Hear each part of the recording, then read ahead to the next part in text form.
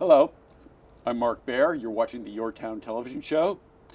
My guest, Robert Allen Black, poet, advertising genius, filmmaker, writer, and God only knows what. Let's. I think God only knows what is probably well said. So let's start at the beginning. Yeah.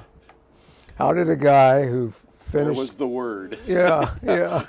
How did a guy who went to school in California, went back to his mother's home in Fort Worth, writing poetry and doing a couple screenplays, end up in advertising? I never thought. I mean, I didn't really know anything about advertising, and became so much of my career for so many years, decades. I think because you didn't aspire to it. Probably. And because you came at it from a literary background, which I think is unusual. And because you had no fixed ideals. But tell people what you did in advertising, because I can't even begin to. Well, but even backing up, I was breaking up with a girlfriend in L.A., and she said, "You like to write, why don't you become a copywriter?" And I said, you mean to go back like to Washington, D.C. and work in the copyright department? I never heard the term copywriter. Yeah. Didn't know what it meant. And I said, no, people write ads. And I go, people write ads? I thought psychologists did that to cheat the people. I had no idea. So I said, okay, and I made up, I kind of read about it and made up ads, and at first everyone said, "Oh, this is really nice," and I had my poetry in there. The back, I had like 4 or 5 poems, and I got in the mailroom of a company in L.A. and with promises to make me a copywriter. And I had interviewed at Foot Cone and Belding, and I knew they liked my work, but I didn't think they would, hire me. But I got hired as a young copywriter with them, and I went back to sort of where I'd gone to college in the Bay Area. Let's sit with a campaign, and the client comes in, and the art director comes in, and the copy person. What's the team look like? How does an ad get made? Well, it's you and I could be partners. So I could be the art director, you could be the writer, and we're thinking about. And there's a creative director above us, which I did become as well. But we start throwing around and playing around with different ideas. And sometimes it's horsing around, but then one finds it getting really serious. And I'm meeting my partner. I'm the writer. They were, the art director. But of course you cross over. I mean, you could finish my sentence as an art director and, but it's mainly with ideas. That separates, that's what you're really trying to, an idea that reflects a product or a company accurately, and then, some way to make that idea happen in a way that's very interesting to other people. And I had studied a lot of film. I've read books on screenwriting. I'd written 2 screenplays, and I did have an agent when I was 25 years old. But advertising was my business, and I had a young child up in Northern California and a wife, and so that became my business for the next 18 years. And I was always interested, from the background of writing, of could you ever turn commercials into real stories that had things that commercials were generally just, if somebody was talking, their lips were moving, somebody called that a story, but it wasn't. A story has a beginning, a middle, and end. A story has character changes. The character does X, and that results in Y.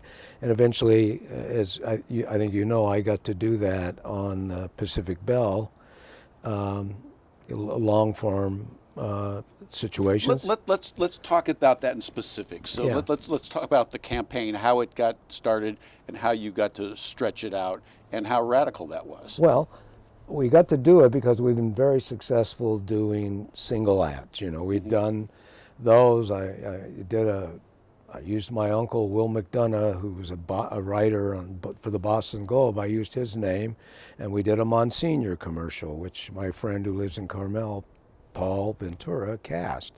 And I wasn't yet directing, but I was a creative director. I'd gotten promoted to a creative director. So we were very successful with little films of 30 and 60 seconds. And in the back of my mind, I thought, I wonder if I get in a longer format, if I could do these as a series of commercials. And of course, we did that. And they were very successful, and they opened up a whole different world to me. For Garland and Lawrence, which I didn't direct originally, my dear friend Rick Levine directed that. I was the creative director, the writer.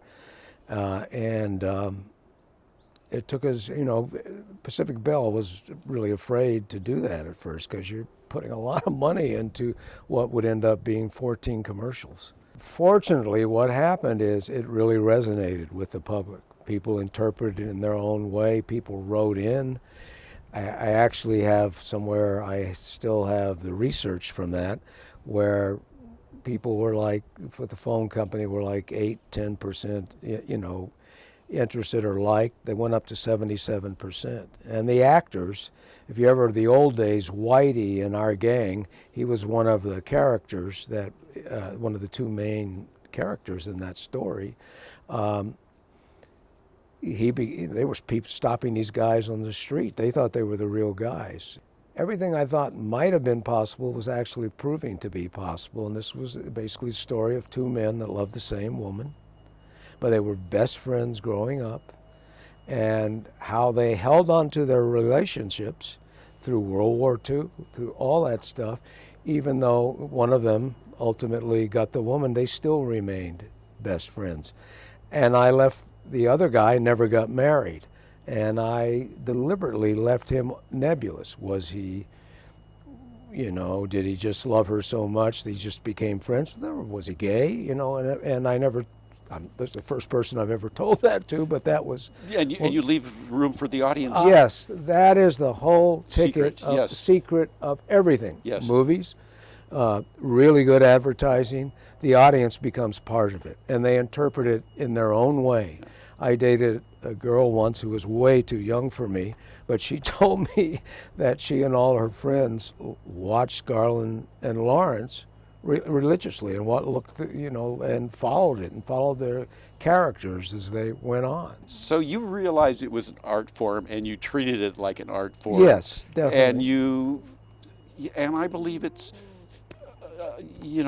I've always believed advertising was an art form, and so I think approaching with the right reverence dictates an outcome a bit. And we worked around the clock to make that happen, and we fought like cats and dogs sometimes. But I knew where we wanted to be. I originally wrote a 36-page script, and then from that, I incrementally broke it down so there would be turning points at every end. There were one or the other of the characters at a turning point, then it would move on with the next one.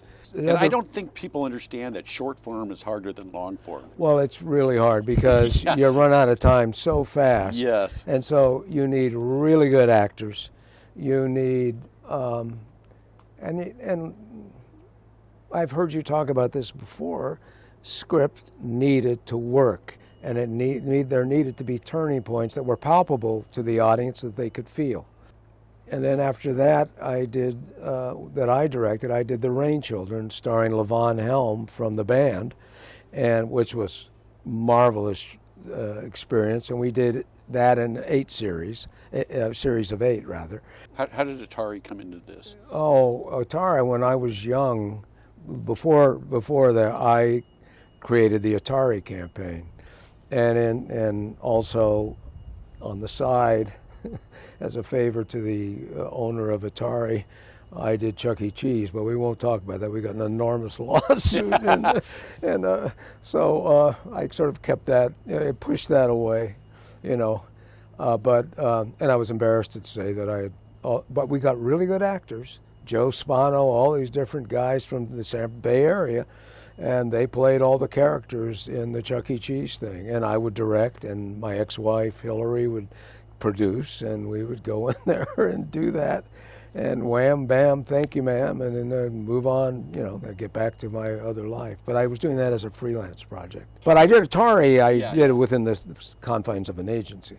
So in advertising, let's talk about what makes something sticky, because we don't feel, you and I both talking before we started filming this, I don't feel advertising is as sticky as it used to be. Maybe it's how we see it. Well, sometimes. But I can remember ads from my childhood very vividly where I can't remember from last week what I'm seeing, and I don't know if that's about me or if it's about I suspect it's about you too, and it could also be about the advertising. I was very fortunate. I worked on travel accounts where people were going to spend Holland America cruise ships. And I found John Toll, the great cinematographer, who was one of the two guys to win the Academy Award twice in a row. And he was marvelous filming that because we were looking for a certain beauty. And I used Bruce Wolfe, his paintings used to hang in galleries here. He's a noted sculptor from all over the world. I made him the principal actor. That resonated with people, just the gorgeousness of Alaska. Yeah. Mm-hmm. And we worked really hard to make it look... I wanted to go in those too. Those were beautiful advertisements. Yeah, no, we were getting calls from all over the world. And I actually did Alaska tourism. It's like Alaska tourism and West Tours and Holland America cruise ships. And I was so fortunate to do those because I could work in 2-minute increments, 1-minute increments, and of course 30-second increments as well. And we mixed, Paul Ventura and I were talking the other day about how we mixed actors with regular people. I was horrible, but somehow I got a college scholarship and I did play football, and we put my college quarterback and his wife mixed in with really fine actors, and it worked perfectly. But you had kind of it breathed reality. It was reality, yeah. And I let them just talk, and we shot them with multiple cameras simultaneously, and it's just so damn beautiful out on that water. And by 10 days, they were 10-day cruises. They had bonded so closely.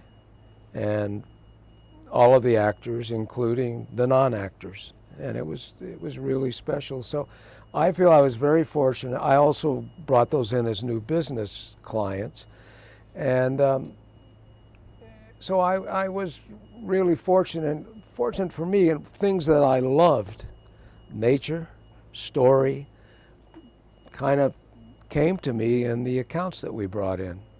I got a call from a marketing guy and our good friend Ted Block in Florida. He was telling the story of me pitching to the owners of the Holland American Cruise Line, and I had them shut their eyes and go and just imagine this. I didn't use any storyboards, and we were again fortunate. We got the account, and I loved having it. And even as I left, I began to direct, and I left. I still had a contract if they did advertising again to work with them. So it was sort of hedging my bets if directing failed, What did you think of Mad Men? I loved it. It was great. Yeah. It wasn't, somebody said you should write about how crazy it was in the 80s, because in the 80s, in San Francisco, New York too, I'm sure, we're talking crazy. The things that I saw, and I wasn't necessarily a part of them all, but I certainly observed them. And I know that the Mad Men is one thing. You got to amp the craziness up by 3 to get the 80s. I mean, it was really something. But it was exciting too. Good work was being done, work that connected with the people watching it, and the people could form an opinion in their own way about what it meant, but what it meant to them. And I learned that. I was briefly had a creative director and owner of a company, Hal Riney. I only worked for him for 6 months because I realized quickly that I was better not in there, but I learned point of view from him. I watched him. I watched that many people were kind of fearful of him. You know, he was one of those kind of figures. But for me, I said, wow, he's talking philosophy. And, you know, and that resonated. That was deep in my core. Having a point of view, standing for something that people may not interpret exactly like you. This is what you and I were talking about, but they certainly could interpret it in one way or the other.